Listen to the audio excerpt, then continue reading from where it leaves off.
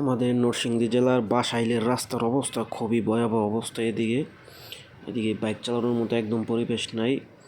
আপনার রাস্তার কাজ চলতেছে, যার কারণে রাস্তার পাশে ধুলো বালি ময়লা আবর্জনা সব কিছু। তারপরে রাস্তার মধ্যে উঁচু উঁচু ঢেউয়ের মতো বাইক চালালে মনে হইতেছে যেমন ভাঙাচোরা একটা রাস্তার মধ্যে বাইক চালানো হইতেছে, এরকম থ্যাতনায়।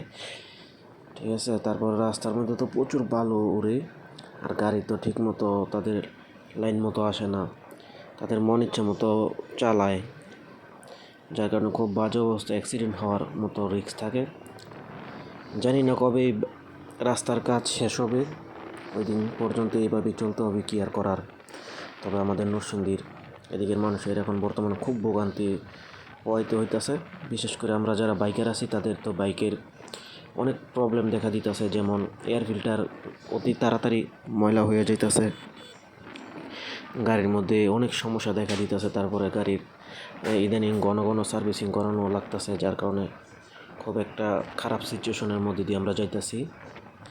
তারপরে রাস্তার মধ্যে তো হেলমেট ছাড়া বা একটা সানগ্লাস ছাড়া তো বাইক চালানো ইম্পসিবল, না হলে চোখ একদম নষ্ট হয়ে দেব, বালুর কণাগুলো একদম পাথরের মতো ইয়া বিঁধে চোখের মধ্যে।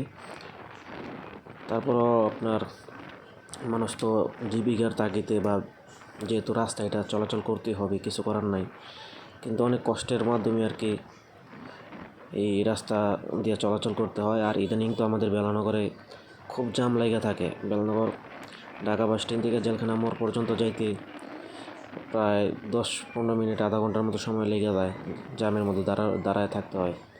এই হচ্ছে আমাদের বর্তমানে বেলানগরের অবস্থা। বাসাইল থেকে একদম সাহেবর্তা পর্যন্ত এদিকের রাস্তার অবস্থা খুব খারাপ, জানি না কবে ঠিক হবে, সেই আশায় রইলাম।